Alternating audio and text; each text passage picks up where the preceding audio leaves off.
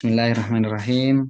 Allahumma shalli ala sayyidina Muhammad wa ala ali sayyidina Muhammad. Rabbi shrah li sadri wa yassir li amri wa hlul 'uqdatam min lisani yafqahu qawli. Rabbi antiqna bil huda wa alhimna taqwa. Amma ba'd. Assalamualaikum warahmatullahi wabarakatuh. Waalaikumsalam. Waalaikumsalam warahmatullahi wabarakatuh. Alhamdulillahirabbil alamin. Puja dan puji syukur tak henti-hentinya kita panjatkan kehadirat Allah Subhanahu wa taala yang telah memberikan kita nikmat dan karunia sehingga alhamdulillah pada sore hari di bulan Ramadan yang penuh berkah ini kita dapat hadir menyempatkan waktu kita untuk mengikuti kajian filsafat ngabuburit filsafat Islam pada sore hari yang penuh berkah ini. Alhamdulillah. Terima kasih atas kehadiran Prof. Mulyadi Kartanegara yang sudah menyempatkan waktunya untuk dapat membersamai kita pada kajian filsafat pada sore hari ini dan juga mengucapkan terima kasih pada para hadirin yang sudah hadir. Insya Allah perlahan tapi pasti akan semakin bertambah para hadirinnya karena pada kemarin sore Alhamdulillah hadirinnya mencapai lebih dari 70 hadirin. Baik. Insya Allah pada sore ini akan sampai lebih daripada itu. Alhamdulillahirrahmanirrahim. Sedikit saya paparkan mengenai program Ngabuburit Filsafat Islam ini. Program ini adalah kajian filsafat Islam yang diinisiasi oleh Deputi Perguruan Tinggi Yayasan Hikmat Al-Mustafa yang bekerja sama dengan Sekolah Tinggi Agama Islam Sadra dan juga Asosiasi Akidah dan Filsafat Islam se-Indonesia yang diketuai oleh Dr. Khalid Al-Walid. Eh, Kemudian insya Allah program ini akan menghadirkan para pemikir, para cendekiawan Muslim dari seluruh penjuru Indonesia. Pada hari pertama kemarin yang menjadi pembicara adalah Dr. Khalid Al-Walid sendiri selaku Deputi Perguruan Tinggi Al-Mustafa. Pada hari kedua Profesor Dr. Husain Mutaki selaku Direktur Yayasan Hikmat Al-Mustafa perwakilan Indonesia dan pada hari ketiga ada eh, Ustadz Azam Bahtiar MSI yang merupakan dosen STAI Sadra dan juga Direktur Nur Alwala. Pada hari keempat kemarin diisi oleh Dr. Abdul Aziz Abbasi yang merupakan Ketua Sadra International Institute dan Alhamdulillah pada hari ini kita sampai pada pertemuan yang kelima, hari kelima, hari Kamis 6 Maret 2025 yang insya Allah akan diisi oleh Bapak Profesor Dr. Raden Mulyadi Kartanegara. Dan Alhamdulillah beliau sudah hadir di Zoom bersama kita. Prof, bagaimana kabarnya Prof? Mas Ali. Alhamdulillah, Rabbil Alamin. Mudah-mudahan sehat selalu Prof ya. Insya Allah kita akan segera memasuki sesi materi. Profesor Mulyadi Kartanegara akan memaparkan materi. Insya Allah selama 30 menit cukup Prof ya. Ya. Kemudian setelah pemaparan materi nanti kita akan bersama-sama melakukan dialog interaktif untuk melakukan tanya jawab mengenai materi yang akan dipaparkan Prof. Mulyadi nantinya. Tanpa berlama-lama lagi, kami persilahkan kepada yang terhormat Profesor Dr. Mulyadi Kartanegara untuk memaparkan materinya mengenai tema filsafat dan Ramadan. Alaihi falyatafaddal masykurah. Dipersilahkan, Prof. Ya, terima kasih Mas Ali, pada hadirin semua yang ikut bergabung dalam acara ini. Assalamualaikum warahmatullahi wabarakatuh. Waalaikumsalam warahmatullahi wabarakatuh. Waalaikumsalam warahmatullahi wabarakatuh. Alhamdulillahirrahmanirrahim. Wa bihi nasta'inu ala umuri dunya wa din. Wassalatu wassalamu ala asyril mursalin sayyidina Muhammadin wa ala alihi wa sahbihi ajma'in. Asyhadu an la ilaha illallah wahdahu la syarika lah wa asyhadu anna Muhammadan abduhu wa rasuluh la nabiyya ba'da. Rabbi israh li sadri wa yassir li amri wa hlul 'uqdatam min lisani yafqahu qawli. Amma ba'd. Para peserta laki-laki maupun perempuan, tua maupun muda yang saya muliakan. Saya agak kaget juga karena ini baru tadi siang dikontak oleh Dr. Khalid untuk menyampaikan kaitan antara filsafat dan Ramadan atau filsafat dan puasa ya. Jadi puasa dalam perspektif filsafat begitu.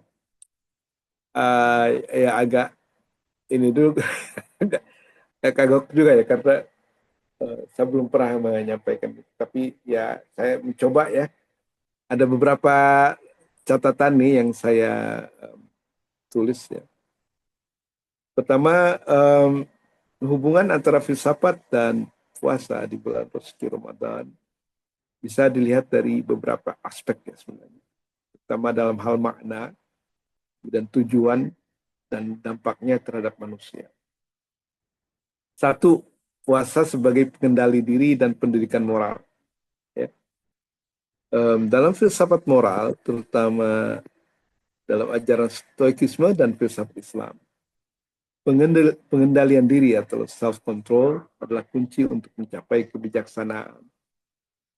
Kenapa kebijaksanaan itu penting? Karena memang nggak bisa dipisahkan dari filsafat. Ya. Karena filsafat itu berasal dari kata Yunani, philos dan sophos. Mencari kebenaran atau pencinta kearifan, kebijaksanaan. Ya. Jadi self-control yang merupakan pengencah puasa sebagai pengejawan tahannya itu sarana untuk pengendalian diri itu sangat relevan ya dengan tujuan daripada pengendalian diri. Saya tadi baca buku At-Tib Ar-Ruhani ya, karangan Abu Bakar Zakaria Ar-Razi yang ahli kedokteran itu. Beliau menulis buku At-Tib Ar-Ruhani, kedokteran rohani, sebagai pendamping daripada karya medis Mansuri. Ya. Jadi ini ditulis untuk Amir ya di daerah Bukhara, bukan di daerah itu Oksus ya, Oksus yang dia meminta Ar-Razi menulis buku kedokteran fisik ya, yang kemudian dia berikan judul Tib Al-Mansuri. Tapi Ar-Razi juga merasa perlu untuk menulis kedokteran rohani. Jadi kedokteran itu ada dua ya, kedokteran fisik dan kedokteran rohani. Yang menarik adalah bahwa di dalam pengantarnya dia panjang lebar ya menjelaskan tentang keutamaan akal dan pengendalian nafsu oleh akal itu sebagai ciri utama manusia yang membedakan kita dengan hewan. Ya. Kalau hewan itu kalau mau makan ya makan aja, ya. Dia selalu mengikuti dorongan nafsunya. Ya. Walaupun begitu, hewan kadang-kadang tahu batasnya ya. Kalau udah cukup dia cukup gitu. Tapi manusia kadang-kadang lebih berbahaya, lebih rakus daripada hewan ya. Jadi karena itu maka kalau nafsu tidak dikendalikan, maka itu bisa merusak. Ya. Keutamaan manusia adalah bahwa dia bisa mengendalikan hawa nafsunya. Ya. Tapi tentunya melalui akal yang Allah ciptakan. Ya. Pengendalian akal inilah yang nantinya akan membentuk al-akhlak al-karimah. Itu akhlak yang. Dan dalam kaitan pengendalian diri ini, puasa mengajarkan manusia untuk menahan dan mengendalikan hawa nafsu. Yang sejalan dengan ajaran para filsuf seperti Plato dan Aristoteles tentang pentingnya moderasi ya, temperance dalam hidup. Jadi para filosof itu adalah orang yang menjalankan hidup moderat, ya, sederhana, ya, tidak berlebihan dan sebagainya. Karena dengan cara itu mereka akan mendapatkan ketenangan. Ya. Dalam diskursus filsafat seperti yang diajarkan seperti yang diajarkan oleh Miskawi dalam kitab Tahdzibul Akhlaq, ya. Moderasi yang biasanya disebut the golden means atau jalan tengah adalah metode untuk mencapai kesempurnaan moral, ya. Yaitu setelah menyeimbangkan, menarik ke tengah daya-daya ekstrim yang saling bertentangan dari nafsu yang dimiliki manusia, yaitu nafsu sahwiyah, ghadabiyah, dan nutqiyah. Ya. Jadi ternyata menurut Miskawi, akhlak manusia itu dibentuk dari pengendalian atau jalan tengah di antara nafsu-nafsu yang dimiliki manusia. Nafsu syahwat misalnya, itu harus dikendalikan sehingga mencapai level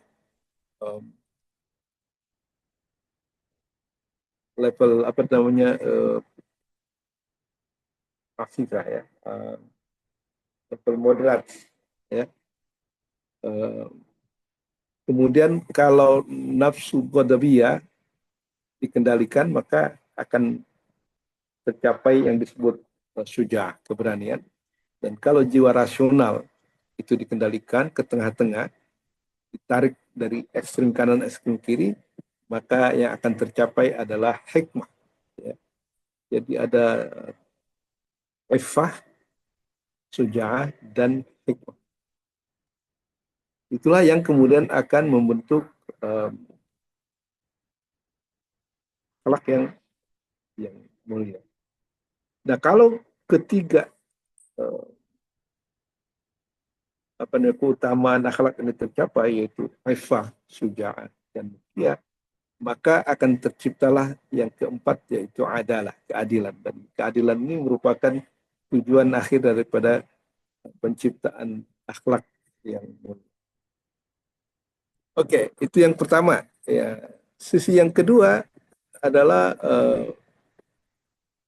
puasa sebagai sarana pencarian kebijaksanaan, ya, atau kebenaran. Berbeda dengan filsuf sekuler, ya, para filsuf Muslim melihat bahwa pencarian kebenaran atau kearifan atau kebijaksanaan tidak melulu urusan akal, ya, tetapi merupakan kombinasi antara akal dan hati, qalbun atau intuisi, termasuk apa yang disebut sebagai tazkiyatun nafs atau katarsis, ya, yang menurut Surawardi maupun Mullah Sadra merupakan syarat untuk menjadi filsuf sejati. Jadi menurut Surawardi, kalau kamu ingin menjadi filsuf sejati, maka apa yang harus dilakukan pertama adalah membersihkan jiwa, ya, tazkiyatun nafs sebagai katarsis, ya. Karena hanya dengan membersihkan jiwa itu, maka kita akan mendapatkan yang disebut syuhud, ya, atau yang disebut pengalaman mistik, di mana Allah membuka hijab, ya, ke dalam hati seorang yang dikehendakinya, sehingga terlihatlah kebenaran itu dengan jelas. Itu yang disebut dengan mystical experience, atau dalam istilah Mulasada sebagai syuhud. Ya, syuhud. Syuhud ini menurut Surawardi adalah satu-satunya cara untuk bisa mendapatkan kebenaran otentik. Ya. Kalau tidak, maka kita hanya akan menyandarkan kepada otoritas dari para filosof zaman dulu. Ya, nanti pola Aflatun, ya kan, pola Aristu. Tapi bukan pendapatan dan bukan pencapaian pribadi, ya. Hanya melalui mystical experience, ya, yaitu sukun, mukasyafah, maka seorang calon filosof itu akan mendapatkan pengetahuan yang asli. Nah, barulah setelah itu akal memainkan peranannya. Jadi setelah kita memahami melalui syuhud, maka kata Mullah Sadra, kewajiban daripada filosof Muslim adalah memfilsafatkan apa yang ditemukan dalam pengalaman mistik. Mengerti ya maksudnya, ya? Jadi pengalaman mistik dulu, baru kemudian difilsafatkan. Kalau tidak difilsafatkan, itu berbahaya, kata Mullah Sadra. Ya. Bisa nanti muncul dalam ungkapan-ungkapan yang tidak dimengerti, ya, kayak syatahat gitu kan. Maka penting sekali bagi filosof, ya, untuk mengkombinasikan antara intuisi dan akal. Ya, jadi tidak melulu akal. Kalau filosof di Barat mungkin akal saja. Ya. Di dalam Islam akal mempunyai batas yang sangat nyata dan bisa ditembus hanya dengan melalui intuisi. Ya. Maka para filsuf Muslim sering kali mengkaitkan praktek asketisme, ya, zuhud, pengekangan diri dengan peningkatan intelektual dan spiritual. Jadi hidup sederhana itu ya melalui puasa misalnya itu bisa menajamkan kekuatan intelektual dan spiritual kita. Ya. Kalau terlalu banyak makan, apalagi makan hewan gitu kan, itu menurut para filosof itu kurang bagus. Jadi dikatakan bahwa Socrates itu nggak pernah makan daging. Ketika ditanya, kenapa kamu nggak makan daging? Ya, saya nggak rela perut saya dijadikan makbaroh, ya, dijadikan kuburan daripada hewan-hewan itu. Nah itu untuk menunjukkan bahwa sebenarnya makanan kita sangat mempengaruhi kondisi intelektual kita. Makanya banyak sufi memilih hidup vegetarian, ya. Dan tentang vegetarian ini menarik ya bahwa satu saat eh, Hasan Al Basri masuk ke sebuah taman di mana Robiah Adawiyah dikerubuni oleh hewan-hewan baik yang jinak maupun buas. Nah, begitu Hasan Basri datang kabur semua hewan-hewannya gitu kan. Nah, Hasan Al Basri bertanya, kenapa hewan-hewan itu kok begitu ada saya hilang, udah kabur. Lalu Robiah Adawiyah eh, bertanya kepada Hasan Al Basri, kamu makan apa tadi? Apa? Dengan minyak hewan. Ah, dia bilang itu dia. Itu dia sebabnya kenapa hewan-hewan itu pada pergi gitu. Karena menurut Al Ghazali manusia adalah apa yang dimakannya. Jadi karakter hewan itu nanti akan bisa dominan dalam diri manusia. Nah, bagaimana peranan puasa mengosongkan perut kita ya menurut jalan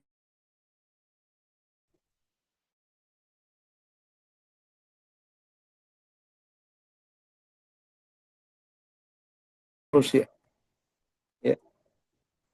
Maka kalau perut manusia itu penuh, maka itu seperti seruling yang penuh dengan benda-benda.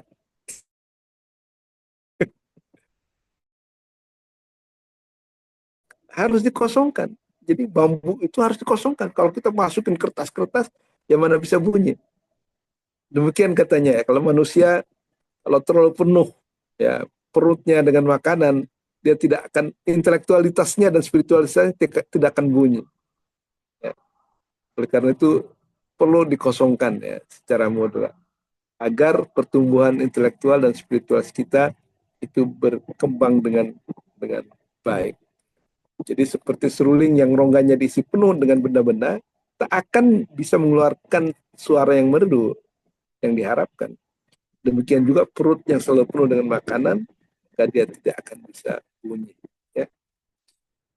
Mullah Sadran mengatakan bahwa kecenderungan tubuh itu berbeda dengan kecenderungan jiwa. Ya. Kalau semakin tua, tubuh semakin lemah, tapi uh, jiwa kita semakin kuat. Socrates dan Plato meyakini bahwa terlalu terikat pada kebutuhan fisik bisa menghalangi manusia dari pencarian kebijaksanaan sejati. Ya, yang diinginkan oleh para filsuf kan kearifan, ya, kebijaksanaan. Tapi kalau kita terlalu tergantung kepada kebutuhan fisik dan tidak bisa mengekangnya, itu bisa menjadi penghalang bagi pencapaian kebijaksanaan sejati. Bagi saya, puasa merupakan bukti keunggulan manusia dibandingkan dengan hewan. Kenapa? Karena secara alamiah hewan itu kalau sudah lapar, ya kan, kemudian ada makanan, pasti makan, ya kan? Ya kan? Lapar, ada makanan, pasti makan walaupun dia tahu batasnya. Ya. Tapi manusia bisa kok lapar nih kayak puasa kan? Lapar kita ini kan, dan makanan juga udah tersedia. Tapi kenapa bisa menahan diri untuk tidak makan, ya kan? Nah ini merupakan bagi saya merupakan keunggulan manusia terhadap hewan. Ya. Dan itu menunjukkan juga bahwa ada dorongan yang berlawanan di dalam diri manusia itu antara dorongan spiritual, intelektual spiritual dengan dorongan fisik. Nah, itu bertempur di situ. Ya. Dan keunggulan itu dikatakan sebab tak ada hewan yang sengaja menahan diri dari makan ketika lapar, manakala makanan tersedia melimpah. Tetapi manusia untuk mencapai kemuliaan tertentu atau melaksanakan perintah Tuhan, dia rela untuk berhenti makan dan minum demi mencapai derajat yang sifatnya spiritual. Dengan berpuasa maka tubuh kita dilemahkan karena kurang makan, ya kan? Kemudian kurang tidur juga, dan Nabi memberi contoh bahwa kalau buka puasa itu ya tidak boleh langsung kenyang gitu. Dia memberi contoh bagaimana menjaga nafsu kita dari bahkan dari makan dan minum. Dengan puasa kita menyadari adanya tarikan yang kuat antara dua dorongan jiwa yang bertentangan. Tarikan fisik atau tarikan dan tarikan jiwa. Dengan berpuasa kita diajarkan bagaimana memenangkan tarikan spiritual terhadap tarikan fisik. Ya. Coba ya ngantuk ya harus sholat tarawih gitu. Padahal kalau makannya terlalu kenyang kan lemes ya. Tapi kita harus bangkit. Kadang-kadang kita tarusan dan sebagainya. Semuanya membutuhkan perjuangan fisik. Lagi ngantuk-ngantuk dibangunin sahur. Nah itu adalah untuk memenangkan dorongan spiritual terhadap dorongan fisik. Dan bisa jadi bahwa berpuasa adalah salah satu cara takhaluk bi akhlakillah. Ya. Nabi SAW bersabda, takhallaku bi akhlakillah. Berakhlakna dengan akhlak Allah. Artinya ceraplah sifat-sifat Allah. Ya. Dan berpuasa itu adalah merupakan salah satu cara. Ya. Kenapa? Karena Tuhan itu kan tidak makan, tidak tidur. Ya kan? Nah, jadi manusia diajarkan untuk menirukan kira-kira sifat Allah. Bagaimana supaya kita tidak terlalu tergantung secara mutlak dengan makanan dan tidur. Maka dengan berpuasa, kita dididik untuk bisa melawan hawa nafsu untuk makan, seks dan sebagainya. Dan itu adalah sifat Allah. Sifat Allah itu tidak tidur, tidak ngantuk, tidak makan, tidak berumur. Jadi itu adalah seperti ya kita mencoba menirukan sifat-sifat Allah. Takhaluk biaslakin. Yaitu meniru sifat Tuhan yang tidak perlu makan dan minum sejauh kemampuan manusia. Jadi tidak selalu kita ada waktunya ya berbuka, tapi lumayan loh. 12 jam kira-kira itu kita menahan diri untuk tidak makan untuk bisa mengosongkan diri untuk mengembangkan hal yang bersifat spiritual. Di bulan suci Ramadan ini kita juga kurang dalam hal tidur untuk mendirikan Tuhan yang tidak pernah tidur dan tidak terserang ngantuk. Bahwa di dalam diri manusia ada kekuatan spiritual yang bisa mengalahkan dorongan dan kecenderungan fisik. Nah, itu dibuktikan di dalam puasa. Nah, tentang pengendalian ini ya, kita juga perlu merujuk kepada tokoh-tokoh seperti Al-Ghazali dan Ibn Sina. Dikatakan dalam Islam, filsuf seperti Al-Ghazali dan Ibn Sina melihat puasa sebagai cara untuk membersihkan hati dan pikiran. Ya. Sehingga lebih mudah memahami kebenaran hakiki. Dalam perspektif tasawuf, puasa punya 3 level. Ya, puasa orang awam, khawas, dan khawasul khawas. Ya. Puasa orang awam ya hanya sekedar menahan makan, pokoknya menahan yang tidak, yang bisa membatalkan makan, minum, hubungan seks di waktu siang. Tetapi pada level khawas, itu puasa melibatkan puasanya seluruh anggota tubuh, termasuk indera. Jadi mata harus jaga, telinga harus jaga, tangan harus jaga, ya kan, kaki harus jaga. Karena itu nanti di akhirat itu katanya uh, apa, mulut kita tuh ditutup, justru tangan dan kaki kita menjadi satu. Yaitu puasanya orang khawas itu adalah untuk menjaga anggota badan kita itu dari melakukan maksiat. Pada level khawasul khawas, ya, itu lebih hebat lagi karena kita diajar untuk menahan diri, memikirkan untuk tidak memikirkan yang lain kecuali Allah. Nah, jadi merasa batal kalau pikirannya terlalu lama mengabaikan Tuhan gitu. Ya. Dan disitulah maka kemudian mukasyafah bisa terjadi. Gimana nih, masih ada waktunya ya? Masih Prof, sekitar ya 8 menit lagi Prof. Oke, kalau begitu kita teruskan ya. Puasa dan konsep kebahagiaan. Ya. Jadi di dalam filsafat Islam kebahagiaan itu tidak hanya kebahagiaan yang bersifat fisik ya. Ya. Makan, minum, seks dan sebagainya. Tetapi eh, memiliki saya memiliki konsep kebahagiaan yang berlevel ya. Dalam salah satu tulisan saya mengatakan bahwa kebahagiaan manusia itu bisa berupa kebahagiaan fisik yang kita bilang kesenangan, ya. Kemudian bisa kebahagiaan bersifat mental, ya. Kemudian ada kebahagiaan bersifat intelektual, dan kata Aristoteles kebahagiaan intelektual itu lebih dahsyat daripada kesenangan fisik. Ya. Mengapa begitu? Karena makan itu nikmat selagi ada penyakit yang disebut lapar. Kalau laparnya hilang, udah makan nggak nggak menarik lagi, nggak mendatangkan kesenangan. Bahkan kalau berlebihan malah sakit perut kita ya. Ya juga minum. Seks juga begitu.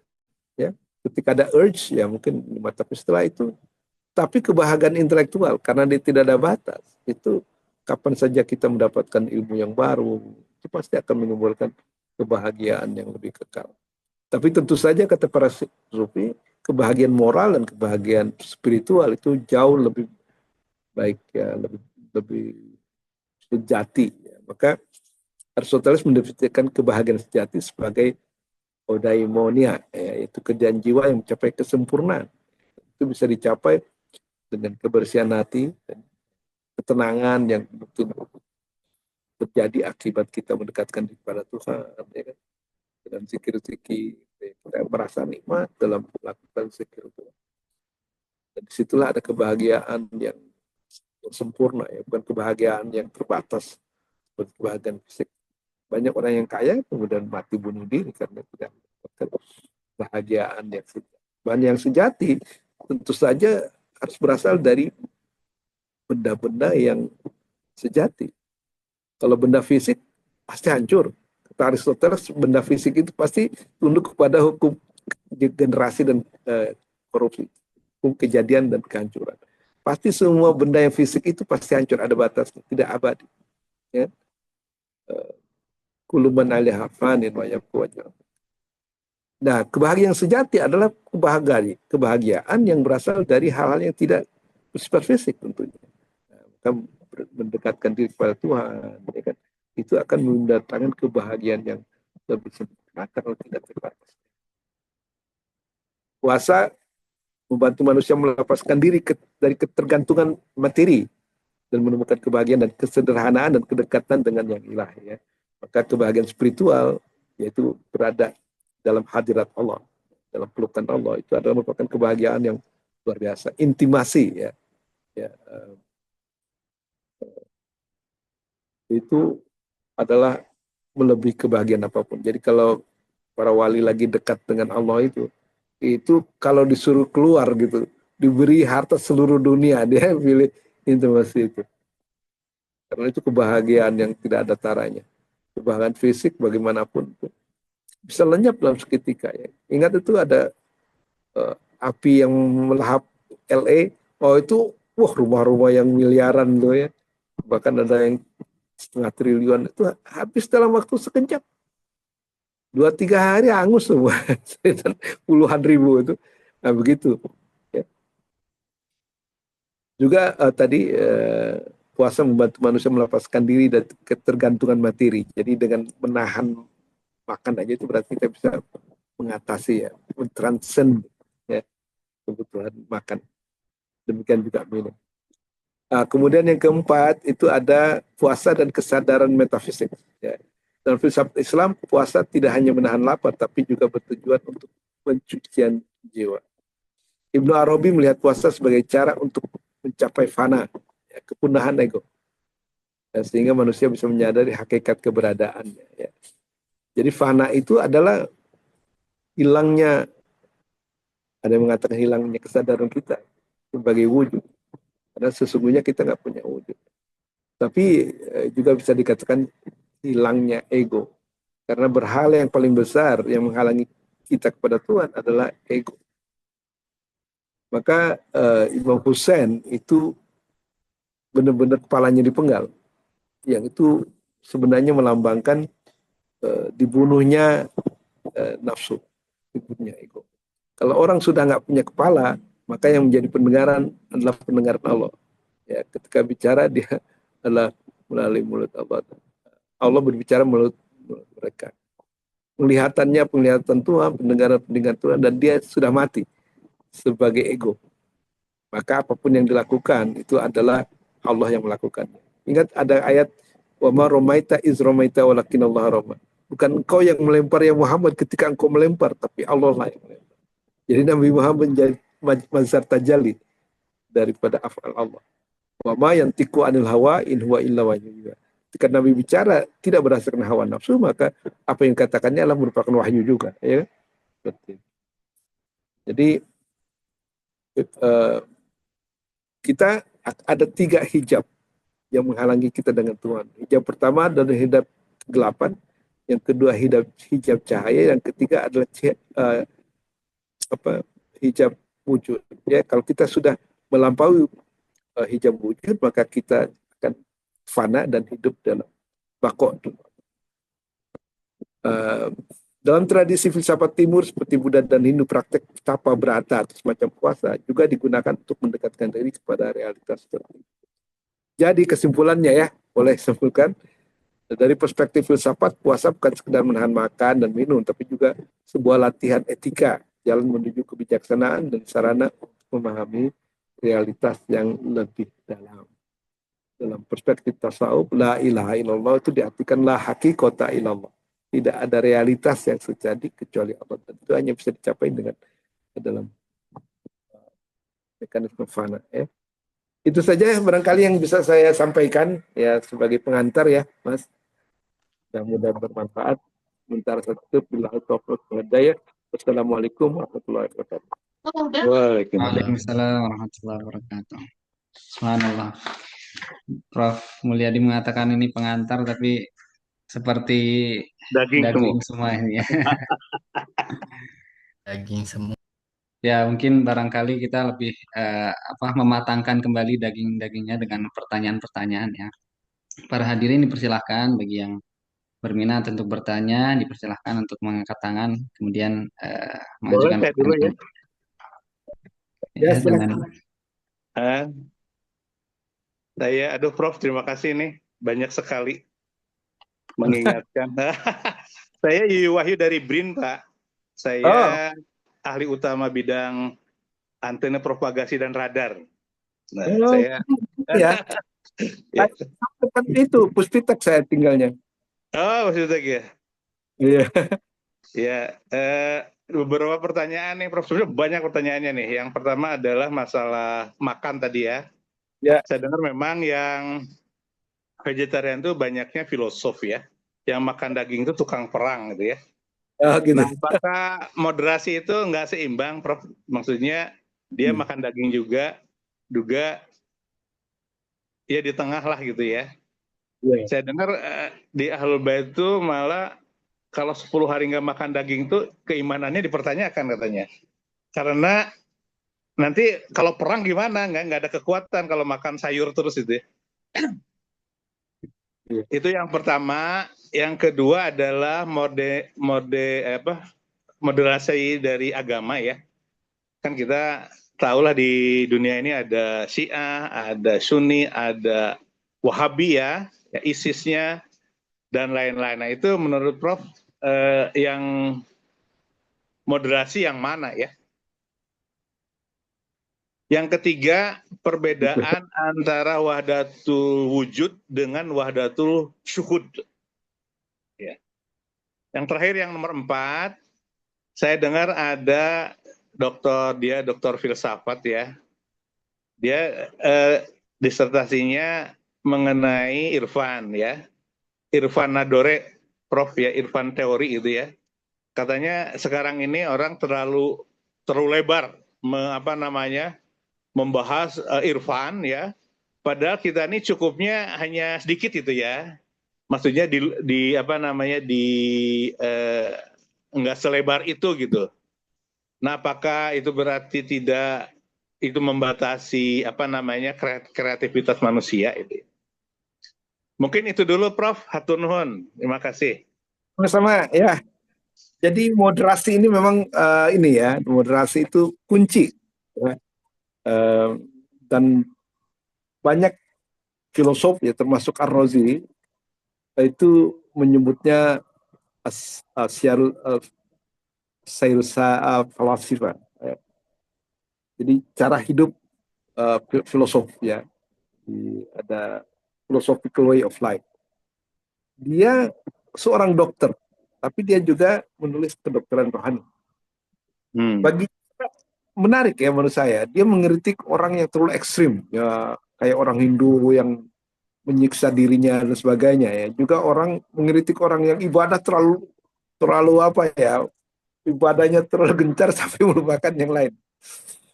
Jadi dia tidak setuju dengan penyiksaan badan ya, dengan makan yang ekstrim sedikit.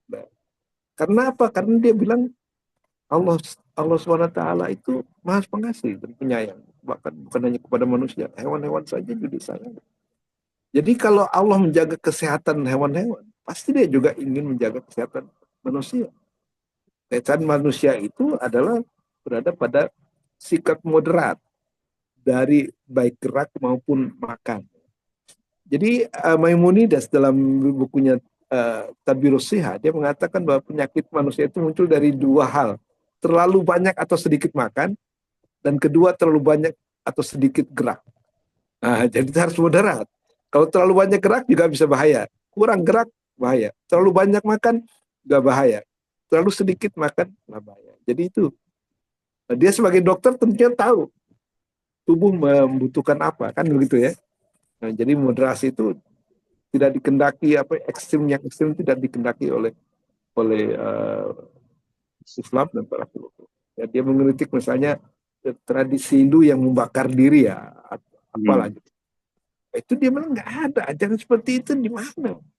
Orang Allah tuh Maha kasih sayang kepada manusia, tidak mau seperti itu. Nah itu ya, jadi moderasi. Kemudian antara Syiah dan Sunni atau yang lainnya. Jadi ini mana yang moderat? Sebenarnya kalau ajaran agama itu yang benar, yang selalu mengajarkan moderasi, ya baik dalam pemikiran dan pemahaman dan toleransi. Ya. Di Indonesia ini Syiah itu banyak tentang curiga. Ada dosen UIN yang luar biasa bencinya sama Syiah. Tapi saya bilang sebenarnya itu tergantung pada orang. Saya tahun 2002 November saya mengadakan penelitian di Iran dan mengunjungi kemudian Isfahan dan Shiraz. Mereka tahu kalau saya itu sarjana Sunni, tapi mereka memperlakukan saya luar biasa. Ya. Jadi dia bilang banyak salah paham terhadap Syiah.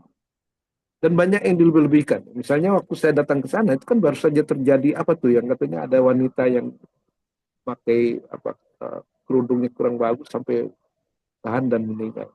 Dan demo di mana-mana. Saya ke sana nggak ada, saya melihat demo. Padahal saya kan ke Teheran, kurang besar gimana, kemudian ke Isfahan, ke Qum dan sebagainya. Nggak ada kerusuhan itu, jadi sering dilebih-lebihkan. Ya. Nah, Kemudian mereka bilang bahwa sebenarnya Al-Mustafa ini juga apa namanya, itu ada punya khusus di Jurjan, itu adalah untuk orang-orang Sunni. Jadi karena penduduk mayoritas di sana Sunni, maka muridnya, mahasiswanya, dan dosennya juga orang Sunni. Padahal itu punya Yayasan Al-Mustafa, ya kan? Jadi kalau kita melihat sebenarnya yang terjadi itu, kita tidak melihat apa ya, terlalu sangka buruk. Tapi memang ada. Waktu saya ke sana itu kan di tempat suci ya di Shiraz ya itu ya, Ahmad bin Musa Kazim itu eh, saudaranya Imam Ali Ridho kan punya shrine ya, punya tempat suci gitu. Itu 2 minggu sebelumnya itu terjadi penembakan di situ. Jadi ada 15 korban termasuk anak-anak. Nah ini pasti ini adalah yang tidak moderat ya. Dan ternyata diidentifikasi itu adalah ISIS. Nah, jadi hati-hati. Jadi ada orang yang beragama terlalu apa ekstrim sehingga kemudian melewati batas moderat. Jadi bagi saya moderat saja. Ya. Jadi kita juga jangan terlalu berburuk sangka pada orang lain karena kita juga sendiri belum tentu benar ya. Jadi mawas dirilah begitu. Pada akhirnya hubungan ibadah itu adalah hubungan kita dengan Tuhan. Kalau kita damai dengan Tuhan, apapun agamanya, kita bisa capai kebahagiaan. Itu menurut saya. Kalau kita merasa paling baik, buktikan dong ya kan dalam ucapan, dalam tingkah laku. Sehingga orang kemudian bisa bersifat pada kita. Tapi kalau mengaku Islam paling baik, tapi tingkah lakunya kayak teroris gitu kan, mana kemudian baik-baiknya? Bagaimana mereka merasakan baiknya Islam? Ya, jadi bagi saya tetap sikap moderat kepada siapapun itu harus dijalankan. Apa bedanya wahdatul wujud dengan wahdatul syuhud? Ya, wahdatul wujud itu sebenarnya merupakan intisari dari ajaran Ibn Arabi. Ya. Sedangkan wahdatul syuhud itu kalau nggak salah dari Ahmad Sirhindi, lebih dari India. Apa sih bedanya?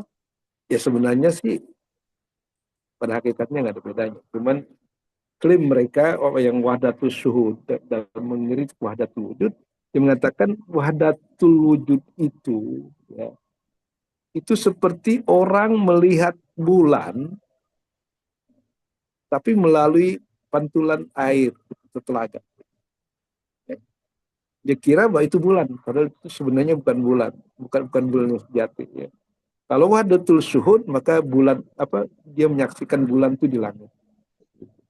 Jadi yang mengklaim bahwa apa yang dianggap nah itu sebenarnya belum sejati, itu baru bayangan daripada kebenaran.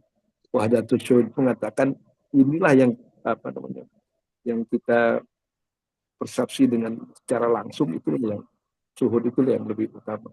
Gitu ya. Itu kalau yang saya pahami itu ya perbedaan wahdatul wujud dan wahdatul syuhud. Irfan Nazori ya begini, jadi setiap orang tuh punya kecenderungan dan bakat. Ya. Jadi kalau memang bakatnya kepada filsafat, ya kan pasti dia mendalami. Tapi apakah filsafat perlu bagi untuk semua orang kan enggak, ya kan Pak? Iya. Ya. Jadi ya, biar aja yang memang mau mendalami ya sampai dalam betul ya, sampai kalau bisa jadi Ibnu Arabi ya, sebagainya nggak apa-apa. Tapi bagi kita yang tidak berbakat, yang mungkin Allah memberikan bakat yang lain, saya kira cukup agama itu pengetahuan yang dasar lah gitu. Ada seorang Syekh tarekat Naksabandi kalau tidak salah. Dia 25 tahun memimpin tarekat itu dan dia mengatakan sebenarnya ilmu saya itu sedikit. Cuma yang sedikit itu saya amalkan. Gitu. Nah, karena makin banyak ilmu, makin banyak tanggung jawabnya sebenarnya. Gitu. Jadi, jadi bisa saja ilmunya sedikit tapi diamalkan, mungkin lebih baik daripada ilmu yang banyak tapi nggak diamalkan. Saya ingat dulu ada cerita dari Profesor Yahya apa ya dari Aceh, dia nggak percaya pada tasawuf. Lalu dia datang ke Abah Anom ya, Abah Anom di Surabaya. Kemudian dikatakan, kenapa tasawuf ini kan beda gini. Ya. Nah, dan saya kan sebagai profesor, saya tahu ini teologi dan sebagainya. Terus kata Abah Anom, dari semua pengetahuan yang kamu ketahui, berapa yang diamalkan gitu. Baru di sini tercengang, ternyata gagal mengamalkannya gitu kan. Jadi ada yang mengatakan bahwa ilmu itu nanti akan menuntut kita di akhirat. Jadi akan akhirnya jadi beban. Nah itu kalau nggak salah ucapan Ibnu Arabi terhadap Ibnu Rus ya, ketika beliau menziarahi kubur Ibnu Rus. Ibnu Rus ilmunya banyak sekali tapi kuranglah dalam bidang amal. Maka ilmunya itu menjadi beban bagi dia. Itu saja ya Pak. Nuhun. Sama-sama. Ya, Saya Pak insya Allah terjawab ya Bapak Wahyu. Ya, hatur nuhun. Ya, kami beralih ke penanya berikutnya, Bapak Anton Sutompul, dipersilahkan. Ya, makasih. Izin bertanya, Prof, mengenai puasa kan untuk mengendalikan diri ya. Untuk mengendalikan diri dari hal-hal yang bersifat material gitu ya. Juga puasa itu untuk mendorong kita kepada tingkatan spiritual gitu. Nah, pertanyaannya, ketika seseorang mendapatkan tingkatan spiritual itu, apakah yang dirasakan oleh seseorang tersebut itu berbeda-beda gitu, baik dari satu orang dan orang lainnya gitu. Nah, apakah ada tingkatannya juga tuh laku spiritual itu gitu? Dan bagaimana sih ketika seseorang yang sudah mendapatkan spiritual gitu dalam kehidupannya sehari-hari dan ketika dia apa rasanya gitu dan intimate-nya itu gitu. Seperti itu. Itu aja Prof pertanyaannya. Ya baik. Pak siapa tadi? Tompol ya. Ya. Eh, Puasa mengendalikan diri ya daripada yang bersifat material. Sebenarnya bukan begitu ya. Bukan mengendalikan diri, mengendalikan nafsu ya. Jadi yang dikendalikan itu nafsu, bukan benda materialnya, nafsu manusia. Tapi nafsu ini jangan dibunuh. Ya, nafsu itu diperlukan oleh kita. Tidak seperti orang Hindu yang mematikan apa gitu ya, ngebiri dan sebagainya, atau ada yang ngebiri seperti itu. Dan begitu. Jadi nafsu itu tetap harus ada. Jadi mungkin gambaran seperti ini. Tahu kan delman ya, Mas ya? Delman. Delman itu kan ada delmannya ya. Ada kendaraannya, keretanya itu kan. Dan keretanya tentunya perlu sehat, ya kan? Nah, itu badan kita perlu sehat, ya kan? Bayangkan kalau misalnya jalan rodanya patah. Tercapai nggak tujuan pembuatan delman? Enggak kan ya? Nah, oke, sekarang delman udah sehat. Terus bagaimana untuk mendorongnya? Kita perlu kuda. Ya biasanya dua kuda ya, kanan kiri. Itu sebenarnya lambang daripada nafsu, nafsu syahwat dan nafsu godobiyah, nafsu amar, ya kan? Nah, apakah nafsu amar harus dibunuh? Ya bayangkan kudanya dibunuh, siapa yang menarik coba? Benar nggak? Jadi manusia itu perlu nafsu yang bisa menggerakkan ya, motivasi dan sebagainya. Cuma bahaya juga kalau diserahkan semuanya pada kuda, ya kan? Uh, Kalau kuda nanti lagi lapar di tengah jalan, ada ladang orang lain, bisa aja dia bawa keretanya ke situ kan. Makanya perlu ada kusir, ya. Perlu adanya sais untuk mengendalikan apa? Untuk mengendalikan nafsu itu. Jadi kuda diperlukan untuk dorong, tapi harus dikendalikan gitu. Nah, makanya manusia sais ya, yang sebenarnya lambang akal sebenarnya. Jadi akal itu, sais itu akal. Jadi akal itu yang mengontrol. Ar-Razi dalam buku Atib Ar-Ruhani, kedokteran rohani, itu sangat menekankan peranan akal dalam mengendalikan. Nah, makanya dalam Islam tidak boleh nih sebagai kusir itu mabuk. Ya kan? Bayangkan kalau dia mabuk, malah dia dikendalikan oleh hewan jadinya, ya kan? Makanya banyak sekali gitu yang punya akal, akalnya nggak sehat, malah yang sehat adalah nafsunya. Maka kita kemudian hidup di bawah tarikan nafsu. Nah, itu tentunya tidak baik, ya kan?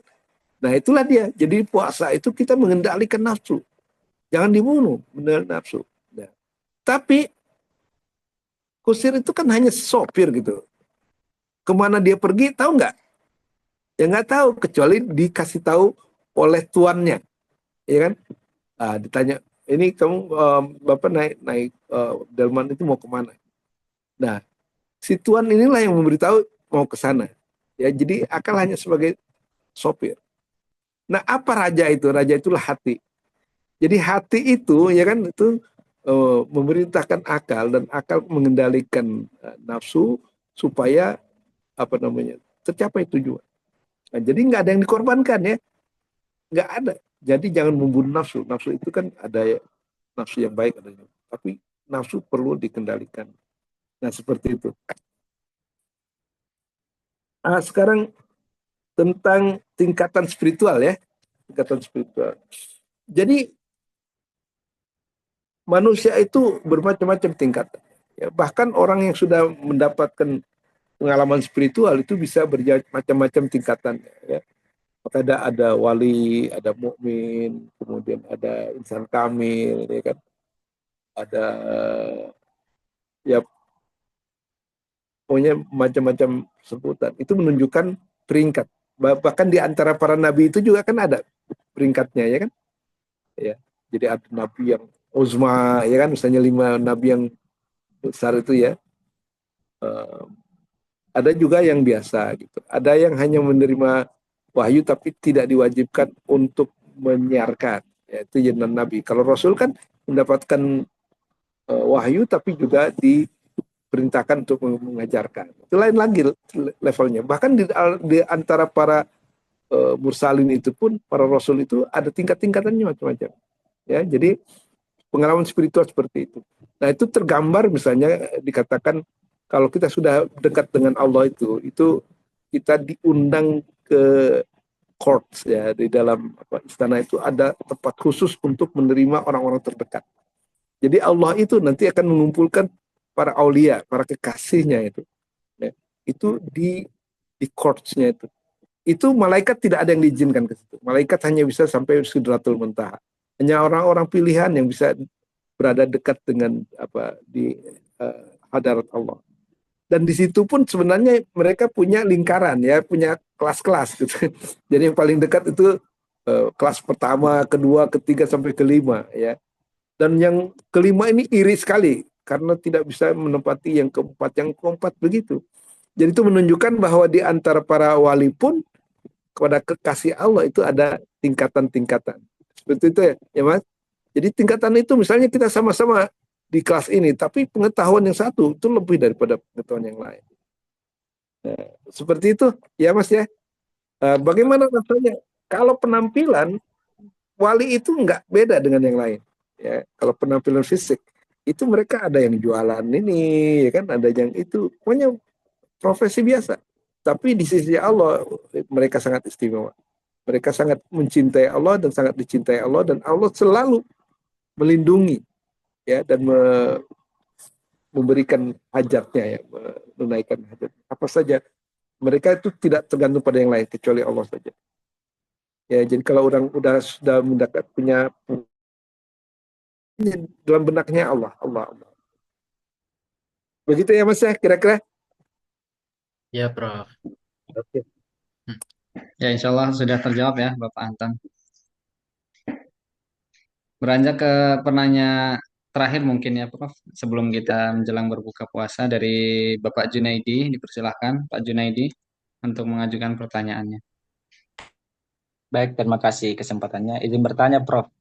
Nah, Iya, boleh. Silakan. dalam konteks ajaran Mula Sadra yang menekankan konsep substansial motion dan wahdat al-wujud, nah pertanyaan saya, bagaimana praktik puasa dan ibadah selama Ramadan bisa dilihat sebagai suatu bentuk perjalanan transformasi jiwa yang mengarah? Mungkin itu saja, Prof. Iya, Mula Sadra itu katanya tarekatnya itu adalah al-asfar al-bahaya, 4 perjalanan spiritual, ya. Jadi bagi Mula Sadra, ibadah-ibadah itu punya makna yang tersendiri, ya. Dan sulit sekali untuk berjalan membutuhkan waktu yang panjang, 30 tahun untuk bisa sampai kepada mukasafah lagi untuk mendapat apa? Untuk menjalani empat perjalanan itu ya. Itu butuh 30 tahun. Tapi kalau sudah mencapai itu, mereka mempunyai pemahaman, keintiman kepada Allah yang sangat luar biasa. Misalnya, bagi kita syahadat itu apa sih? Kan rukun Islam itu kan syahadat ya. Syahadat. Itu bagi orang syariat, syahadat itu mengucapkan 2 kalimat syahadat ya kan. Diucapkan dengan lisan, kemudian diyakini dalam hati. Tapi bagi pengikut mula sadra, ya, itu yang namanya syahadat itu adalah penyaksian kepada Allah. Jadi kita melihat Allah. Nah, beda kan? Jadi kalau kita belum bisa melihat Allah, itu ya kayak belum bersyahadat gitu. Ya. Melihat Allah itu bukan dengan mata tentunya, tapi dengan basiroh ya, mata batin gitu. Untuk bisa mencapai itu ya memang latihannya luar biasa ya. Sangat ketat sekali ya. Nah, kemudian sholat. Bagi kita sholat kan ya biasa aja kan. Tapi sholat yang sebenarnya itu adalah mi'raj sendiri. Jadi dia mengalami mi'raj. Yang menembus 7 lapis langit sampai kemudian bertemu dengan Allah. Setelah menjumpai nabi-nabi seperti itu. Ya, jadi luar biasa gitu. Tapi semua rahasia terbuka. Ketika mukasyafah ya, ketika hijab-hijab itu hijab-hijab itu dibukakan, transparan semua. Itu tidak bisa hanya filosof yang mengandalkan akal aja nggak bakal sampai ke situ. Dan harus melalui 3 hijab, ya, hijab kegelapan, hijab cahaya, dan hijab wujud. Wah itu ya. Jadi kalau kita misalnya udah sampai level agak tinggi sedikit dari dunia fisik, kita masuk ke dunia malakut, alam malakut. Dan kita bisa melihat wujud kita di alam malakut berbeda dengan di sini ya. Jadi kalau misalnya kita masih pada level hewan, nanti di bentuk malakutnya itu ya hewan gitu. Untuk Allah menjaga aurat kita sehingga nampak seperti manusia ya, walaupun sebenarnya hakikatnya mungkin masih dalam tahap binatang ya. Entah binatang melata dan sebagainya gitu. Nanti kalau kita masuk ke situ kita bisa melihat penampilan orang-orang itu berbeda. Tergantung pada apa. Jadi kalau orang yang sudah bisa melihat itu dia bertawaf ya, itu yang dilihat yang tawaf itu kebanyakan hewan. Ya. Dan hewannya itu membelakangi Ka'bah. Kayak hewan-hewan melata. Walaupun secara fisik ya melihat ke Ka'bah gitu. Tapi kalau dalam penglihatan spiritual, mereka itu kebanyakannya adalah membelakangi Ka'bah. Karena apa? Karena selama hidup ini kan Allah itu menjadi nomor 2 ya, atau nomor 3. Perhatian kita tidak kepada Allah kan. Perhatian kita kepada dunia. Jadi seakan-akan itu kita membelakangi Ka'bah sebenarnya. Kemudian kalau kita ke Mekah, haji, itu kan yang dikunjungi hanya rumahnya ya. Ketemu nggak dengan yang pemilik rumah? Harusnya kan menjadi tamu Allah, itu ketemu dengan Allah kan gitu. Ya, tapi karena terhijab kita nggak bisa melihat Allah. Ya kan?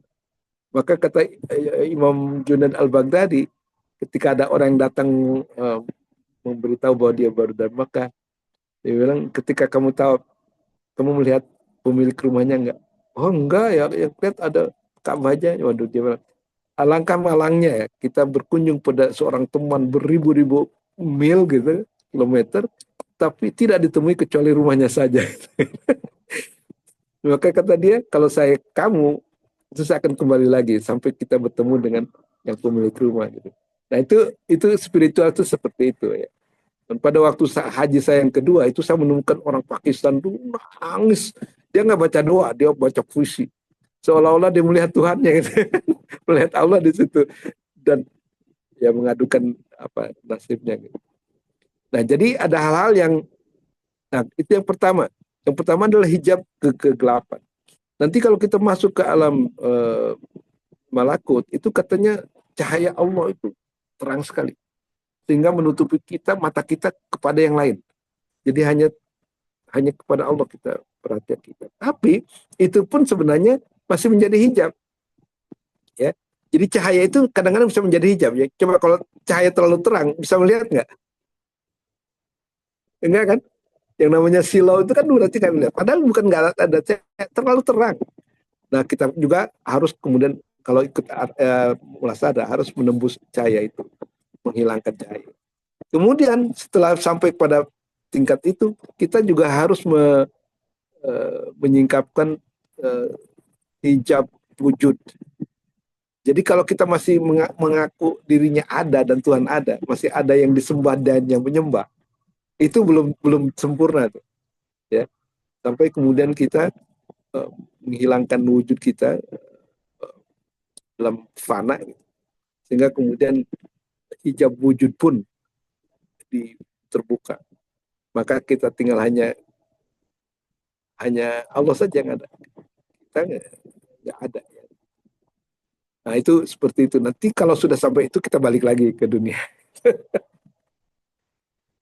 Ya, jadi itulah gambarannya. Tapi pengalaman spiritual itu kita nggak bakal bisa mengerti kecuali kita mengalaminya sendiri. Ya, jadi seperti kita mau tahu manis tapi belum pernah mencicipi gula gitu. Kira-kira gimana tuh menjelaskannya? Iya kan? Susah. Ya, jadi kalau untuk mengetahui wali harus jadi wali dulu, harus mengalami apa yang mereka alami. Barulah kita mengerti. Makanya tasawuf itu banyak disalahartikan ya, karena memang sulit, nggak bisa, akal manusia nggak sampai. Akal manusia. Nah, mungkin itu saja ya, Mas Junaidi. Ya. Makasih, Prof. Dari paham. Baik. Ya, Alhamdulillah dengan berakhirnya sesi tanya jawab ini maka berakhir pula sesi ngabuburit filsafat Islam kali ini. Masya Allah kita dibawa menyelam sangat jauh ke dalam filosofi puasa yang sebenarnya. Ya mudah-mudahan dengan banyaknya hikmah yang kita dapatkan ini kita selain memperkaya intelektual kita mengenai pengetahuan tentang puasa dan filosofinya ini, mudah-mudahan seperti yang dikatakan salah satu mursyid Thariqah Naqsyabandiyah itu tadi, kita juga mengamalkan apa yang kita dapat pada sore hari ini untuk memperkaya lagi dan membuat lebih bernilai lagi dari ibadah puasa yang kita lakukan di bulan Ramadan ini. Insya Allah apa yang disampaikan oleh Prof. Mulyadi Kartanegara dapat menjadi bekal bagi kita untuk mengarungi sekian hari atau sekian minggu ke depan kita berpuasa supaya puasa kita lebih bernilai di sisi Allah Subhanahu wa taala. Terima kasih Prof. Mulyadi atas penyampaian materinya yang sangat membuat kita mabuk dan melayang-layang mendapatkan banyak hikmah mengenai puasa ini. Dan terima kasih juga kepada para hadirin yang sudah menyempatkan hadir, menghabiskan waktu ngabuburit, menghabiskan waktu menjelang berbuka puasa dengan insya Allah kegiatan yang penuh dengan hikmah dan barokah ini. Sekian, terima kasih. Kami mewakili Deputi Prokurat Jenderal Mustafa dan juga Asosiasi AFI mengucapkan terima kasih dan mohon maaf jika ada kesalahan kata yang kurang berkenan di hati para hadirin sekalian. Sekian kami tutup. Terima kasih, Prof. Terima kasih. Ya, mudah-mudahan kita ketemu lagi. Ya, menarik banget. Amin, amin. Ya, mudah-mudahan ini juga menjadi ajang silaturahmi dan yang dapat memperpanjang umur kita semua. Baik. Mudah-mudahan ila aqwamit thoriq. Wassalamualaikum warahmatullahi wabarakatuh.